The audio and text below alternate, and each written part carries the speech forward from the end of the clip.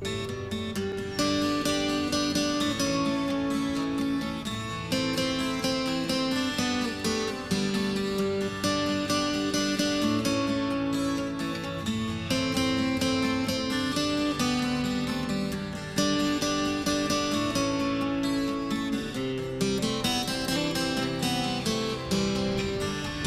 show is sponsored by Lila Arboretum Society.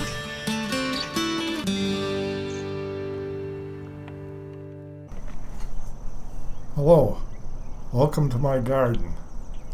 As you may know, we've been visiting a number of gardens this year that wouldn't normally be on the garden tour. We needed a sixth garden and mine was handy, so I ended up photographing it. Not because it's so garden worthy, but I figured with some editing I could make it look halfway decent at least. We're starting by the road, a couple flower beds here that provides a buffer from the street and some screening from the north winds. You saw some phlox and this autumn joycetum here. This is looking toward the house now. Carolina allspice is a North American native. To help you with your orientation, this is the neighborhood, a view from Google Earth. This is our house in the center. Where we just were is on the top of your screen, the north end of the yard. We'll come down the driveway and visit the courtyard garden by the front of the house. From there we'll go to the west side of the yard, the left of your screen. Take two paths through there, one through a grove of white pines and the other along the foundation plantings by the side of the garage. We'll continue to the south or down on your screen to a couple more hosta beds, and then we'll go across the sunny part of the central of the backyard there behind the pool, look at some plants in the sunniest part of the yard. From there we'll go to the east side of the yard, visiting a garden at the southeast of the house, and then up on the right proceed to the front yard again, see some more foundation planting and some plantings in a grove, a spruce grove to the right of your screen, the east of the front yard. From there we'll come down on your screen, the east side of the yard again, the right, toward another hosta bed, and then continue toward a vegetable garden, which is on the bottom of your screen, the extreme south.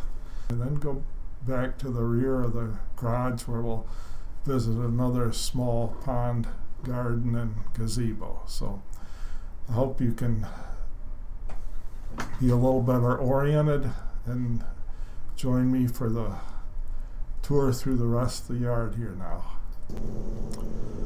We're by the side of the drive now where it approaches the road. There's a new hosta bed here, fairly new, and it's got some nice plants in it that I got from a friend of mine. These are Minuteman, a bed of probably 6 or 7 plants that provides some real nice color in this shady area. It's flanked by a group of smaller plants that are even newer here that I moved up a year or two ago. Pineapple upside down plant, garden party. I think that's Lakeside Cha-Cha there. This is woolly mammoth here in the front. A couple other varieties in there as well. We took down some silver maples a few years back, and the roots now are providing some nutrition for some interesting fungus. Now we come to the front yard, front of the house, the courtyard garden. This used to be daylilies here, but it got so shady that I dug them all out, moved them back to the vegetable garden, and added these hostas now. Paradigm there. This one is Antioch, and to its left is one called Hippodrome. These are fairly young plants yet. I'm hoping to see some more size on them yet as they mature. This is a dogwood that they're planted at the base of. That yellow river in the background there, a couple yews, and then proceeding into the sidewalk area leading to the front door, we've got a hosta here called Crusader, and then a few hostas called gold edger that go around the back of the bench there. In the front we've got a nice looking hosta called Bobby Sue. I think that's performing real well. It's a small pond there with a Japanese lantern by it, and pretty well obscured by the house plants, a banana plant and some bird of paradise.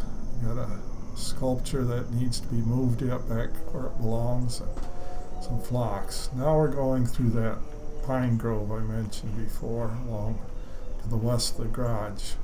Another sculpture here, and this sculpture is flanked by a small clump of Crocus regal hostas. These are rising out of a large bed of sweet woodruff. I planted some golden tiaras in here as well. A really nice plant. I use it a lot for edging. That brick structure was shielding a small Japanese maple from some pretty harsh northwest winds. We're going again down the west side of the yard, this time looking at some of the foundation plantings along the side of the garage. This area used to be much shadier than it is now. I took down a redbud tree a year ago that was threatening to split in half and damage the garage. Real nice hosta here, stained glass. I've been very impressed by how well this plant has performed. It always looks good. Nice color, glossy leaves. Just a great plant. Alligator shoes here. Interesting title. A lot of corrugation in the leaves. That one was in heavy shade for a long time, but it's starting to find its own now that it's getting a little more sun. More golden tiaras here forming an edge for the bed, and they have some more Crocus regals behind them here, a nice stand of them. Some people don't like hosta flowers. I don't share that view. I think they're quite attractive, and I hope that this view might make you think maybe that's a possible opinion to hold also. This hosta is called Fragrant Bouquet.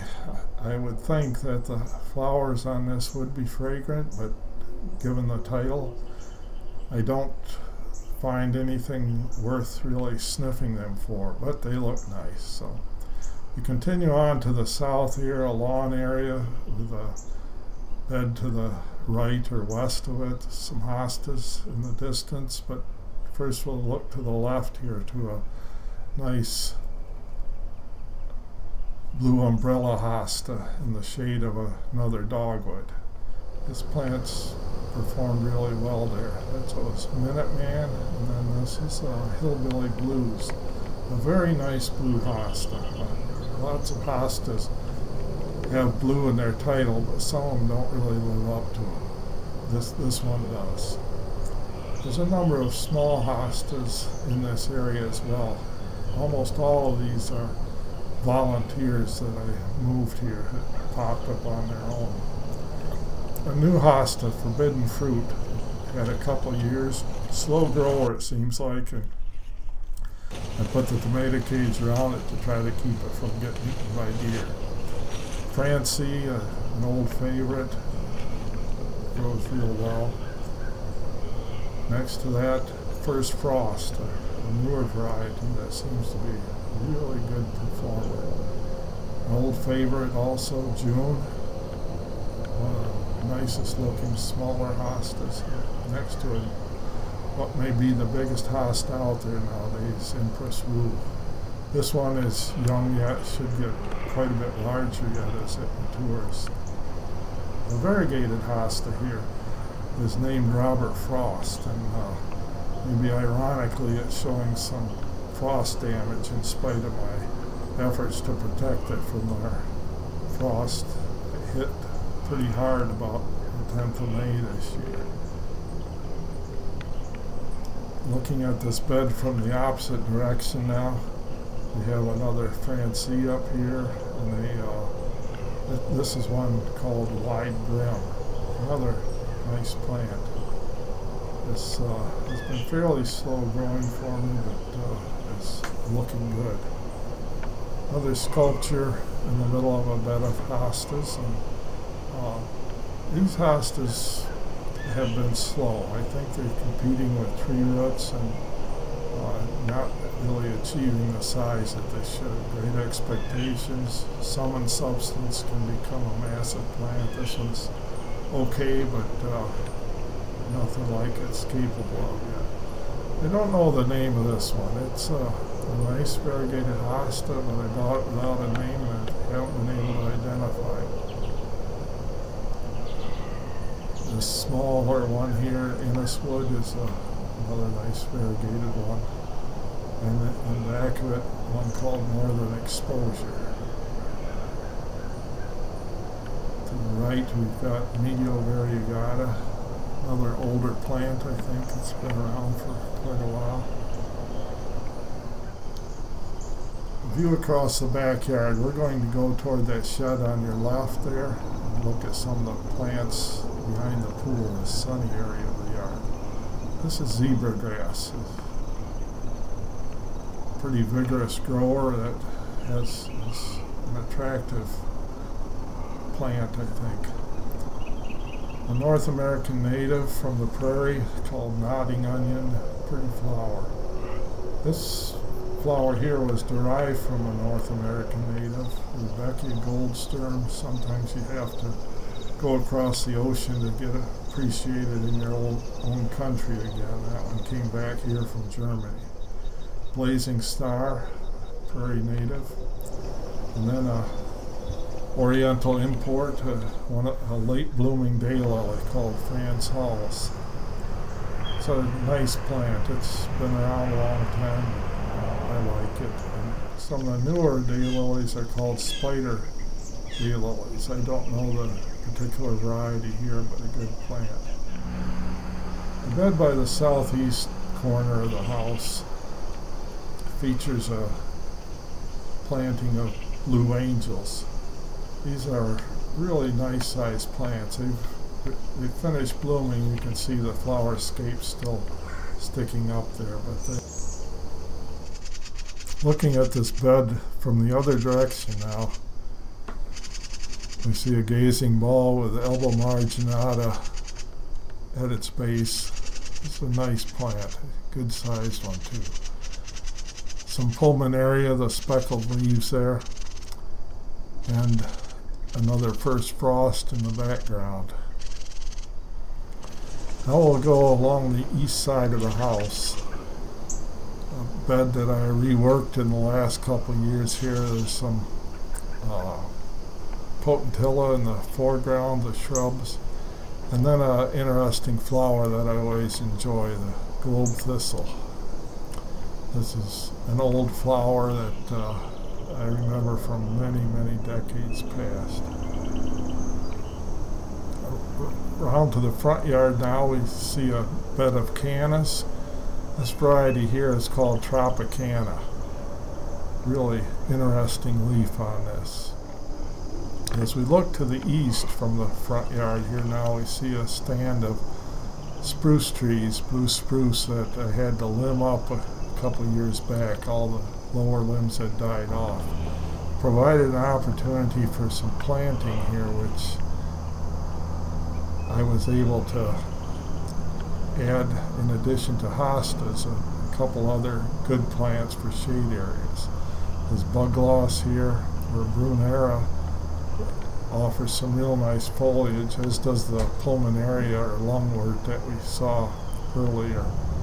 And then there's heucheras or coral bells. There's a lot of varieties of these now. This one's called Pallas purple, one of the more common ones, but I've seen a lot of really nice colorful leaves on some of the other varieties. We'll go back down this east side of the house here now toward the backyard, straight back.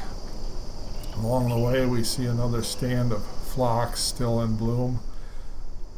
offering a lot of color. And then another Hosta Bed here. This is a hosta called Potomac Pride.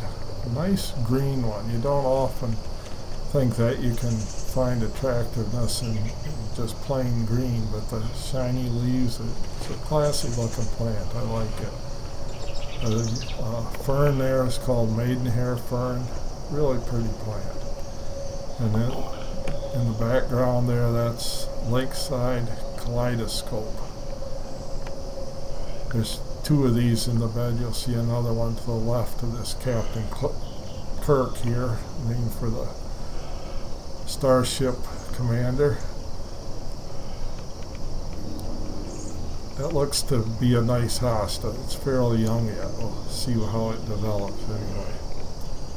There's a holly plant almost buried in there, and then an Earth Angel hosta. We'll see another one in a few minutes. That's a good hosta. A rhododendron, a small one yet. In the background here we see a hosta called Bright Lights. I think this is a really nice looking plant. Good color, some nice corrugation in the leaves, which I always find attractive. You can see it's done blooming now, but had some nice flowers on it as well. That one's called August Moon, the chartreuse there. This is an interesting hosta here. I think the most unique name of any hosta. We'll come to another one of those later. So a little overview of the bed. The last one for this bed we were on, Heartache, which looks like somebody dumped 2 colors of paint on the leaves. And, real unique, I think.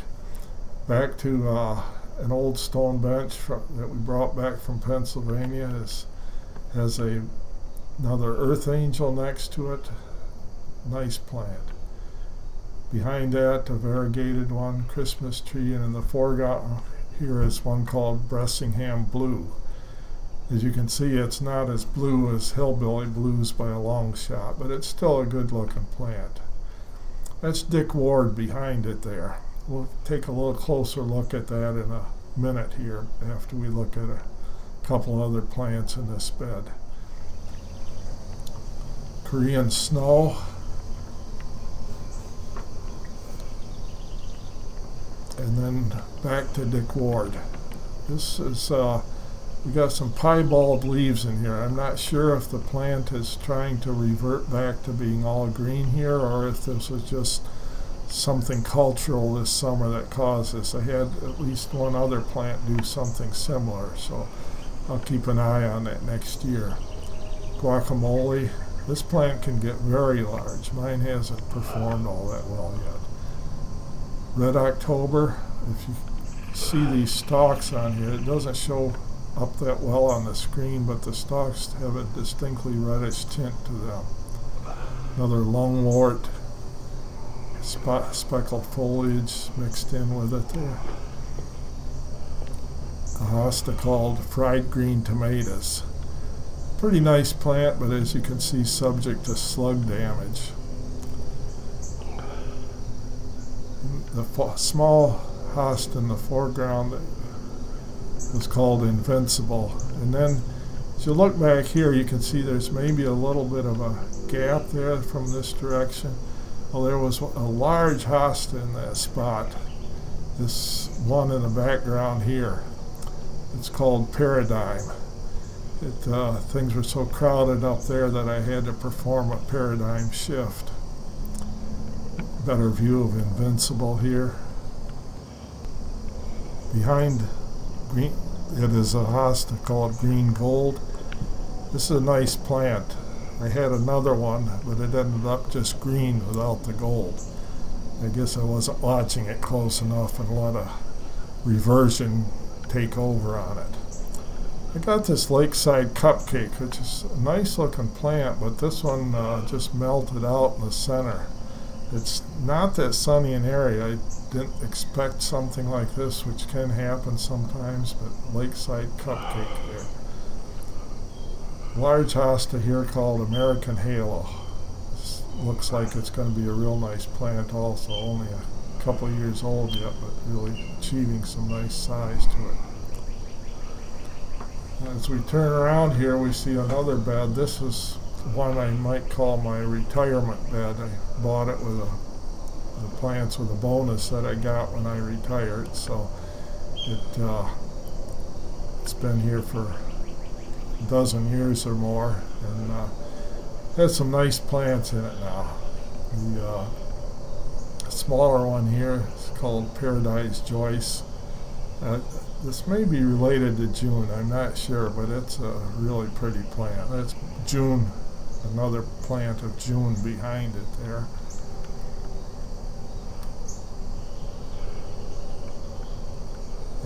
It's called Sum of All. It seems like it should be a much larger hosta. I think it's related to Sum and Substance, but it doesn't seem to be achieving that size yet. Lakeside Shoremaster, another nice plant. This almost no damage to the leaves at all, and this is late summer. Just a tough plant that continues to look good year round. The primrose, this one's covered with yellow flowers in the springtime. Next to it is orange marmalade, a nice plant usually, except that it has a little melt out on it in the center, so it's a couple leaves too this year. Maybe related to the frost this spring. I tried to protect these things, but as you can see that touch of glass there, I think that was a little frost damage on that too. That's another really good hosta there, touch of glass. The Japanese forest grass is a real good grower in a shady area, adds a lot of color to it. The Beaqua drinking gourd has been around for a long time. It's very recognizable from the shape of the leaves there. Another pretty tough plant that performs well. Next to it is spilt milk. This used to be quite a bit larger plant. I've resorted to dividing it up and moving it to different areas in hopes that I can find a spot that it likes better than this spot has become for it. Dream Queen, another one that's kind of shrunk instead of growing in the last year or so. And next to that is a plant that I referred to a couple minutes ago with what I think is one of the most interesting hosta names. If you look closely at this leaf here, you see there's a white line that divides the variegated yellowish center from the darker green perimeter. This plant's called striptease, and that's the strip that's teasing us there as it comes and goes. I think it's a pretty clever name.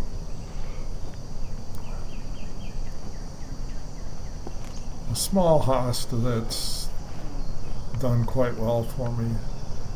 This one is Alan P. McConnell. I don't know who he was, but it's a nice plant that he's got named for him. And another maidenhair fern here, and then another small hosta that's called Ginkgo Craig.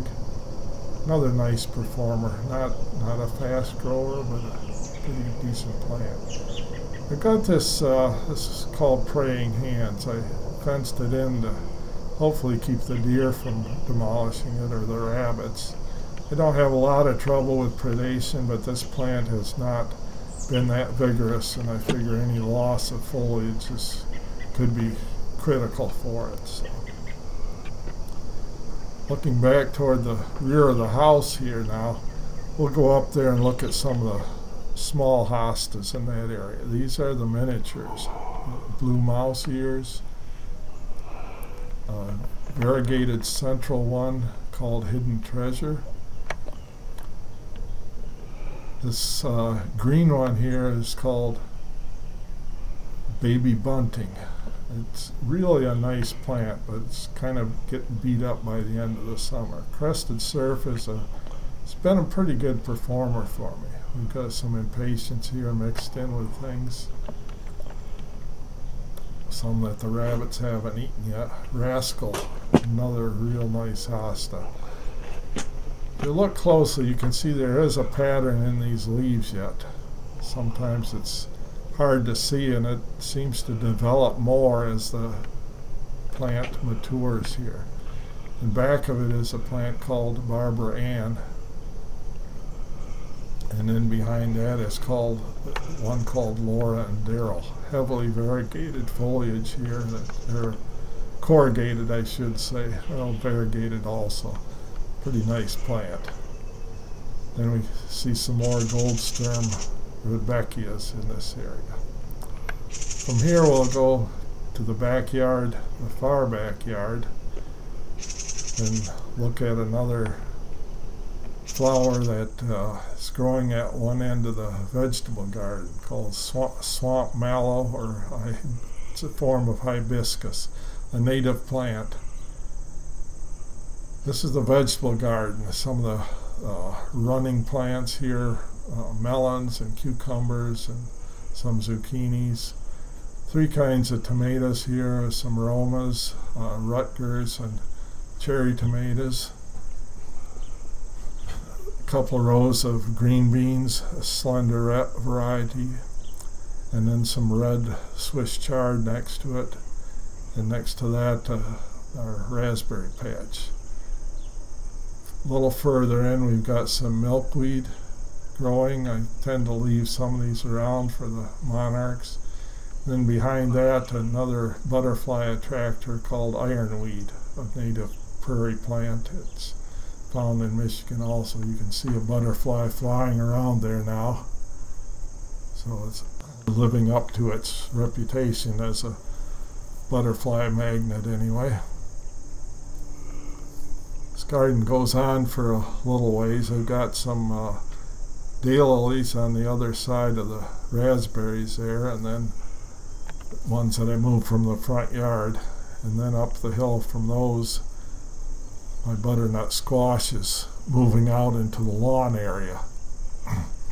Got a pretty good crop off those this year, probably about 20 large squash from it, so we should have some good eating this winter. In the distance there, still in the shady area past the mullein, which I also tend to leave growing, is sweet corn. We got some corn off those, but so did the coons. Now we go back to the rear of the garage, where there's another larger pond and some plantings around that. We'll go through this arbor here and past a Kuza dogwood.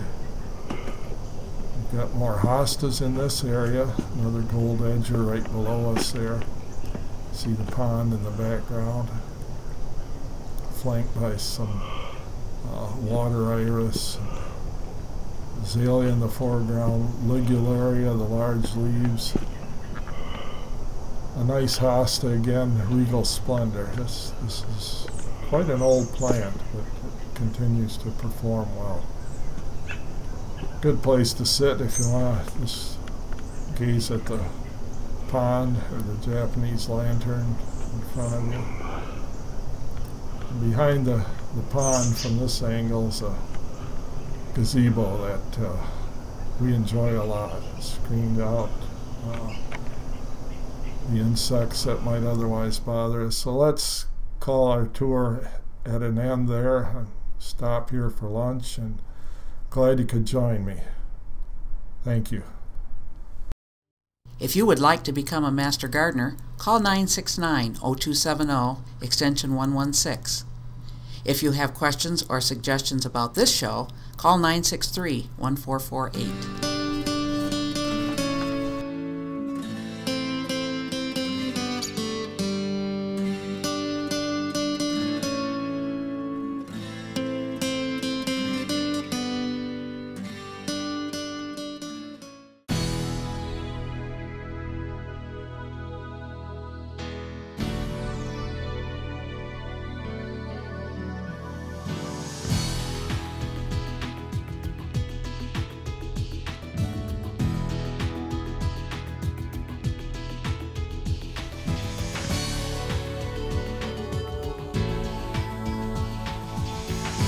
AccessVision, your voice, your community.